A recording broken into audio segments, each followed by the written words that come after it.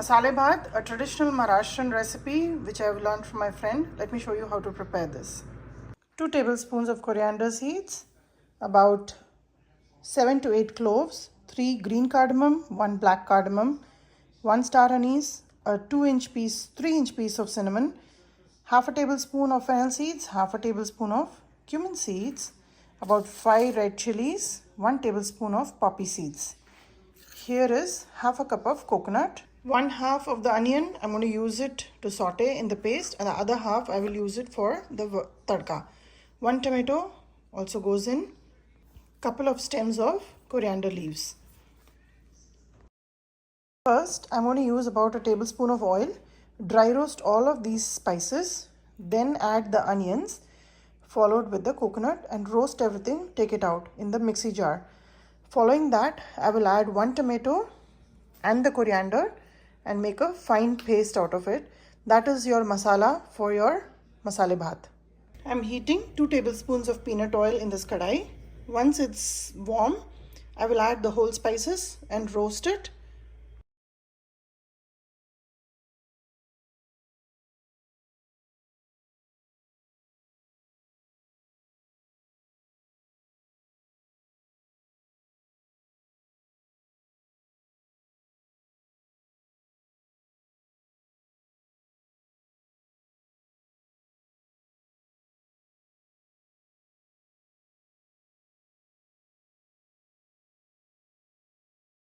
Today I'm using peas and carrots. I've also sliced the other half of the onion and I've chopped 1 tomato. Besides this, I'll use about 2 tablespoons of ginger garlic paste. I had soaked 2 cups of basmati rice for about 30 minutes. In that time, I had put together the masala, the chopping of vegetables, everything is done. This whole dish is going to be prepared in the pressure cooker today. In the pressure cooker, I'm heating up 2 tablespoons of ghee along with 2 tablespoons of peanut oil. Once the oil is hot, add cumin seeds, and as it sautés, add the onions. Add 2 tablespoons of ginger garlic paste. If you had fresh ginger and garlic, you should roast it with all the spices when we did the masala and then put it. You could put about 4 to 5 garlic and an inch piece of ginger when we added the onions for sauteing the masala.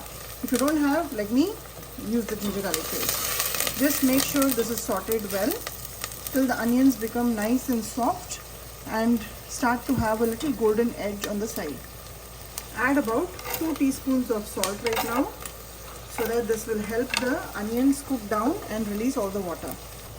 Add about 1/3 a teaspoon of turmeric powder. Mix it well. The only other spice I'm going to add here is probably a little bit of chili powder because I don't feel that the red chilies would have the effect that I really look forward to. The onions have nicely roasted and cooked down. I've added the tomatoes now. Mix it really well. And along with this, I'm going to add the other vegetables, the peas and carrots that I have. Now, if you want to add potatoes, you can add. I don't have it today, so I'm not adding. I've usually seen my friend adding only peas, but I'm just adding a little bit more so that this is another way to add more vegetables to your food. So just mix it like this and add the peas and carrots. Just saute them well, and once they have sauteed for at least a minute, I will add the masala. I was sauteing the vegetables for about a minute now, and here I'm going to add a full teaspoon of chili powder. Mix it well, like so. And then I'm going to add the masala that we have ground. It's a very flavorful masala with whole spices and coconut and coriander. Gives the whole taste to this pulao. Just mix it well. It's a Maharashtrian specialty. Usually they make it with leftover rice, but my friend who taught me, she will always prepare this process anytime she makes it.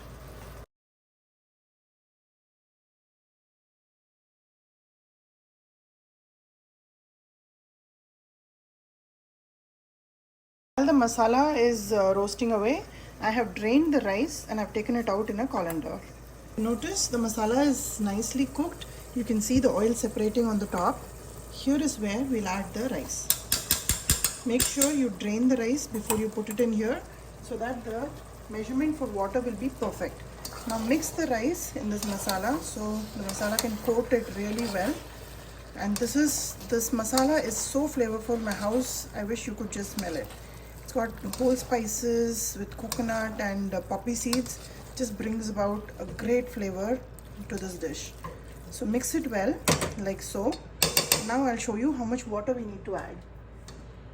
Now here in the mixie jar, now I don't like to get any little bit wasted, so just add water so that it is at the same level of rice.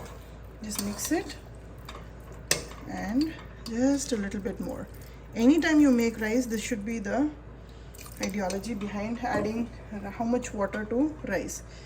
Most of the time when I do the measurements, it sometimes will just flop on me, but this way of putting water has never failed. So just make sure the water is at the same level as the rice. It should never be above it. Only then you'll get a nice fluffy pulao or biryani or any kind, whatever you're making, even masale bhat. So just let it be. You can taste this masala for salt. It should be just a tad bit more, and the spice should also be a tad bit more. Then only it will flavor the rice well. So allow this to come to a rolling boil. I'll close the lid, put the pressure whistle and take one pressure whistle, and that's about it on a medium heat.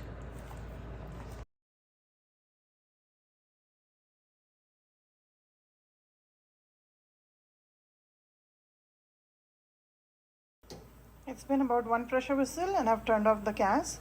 Move it out of this stove so that it doesn't heat anymore, and just wait till the pressure button settles down and then I'll open and show you. Moment of truth, let's see how it came out. There you go.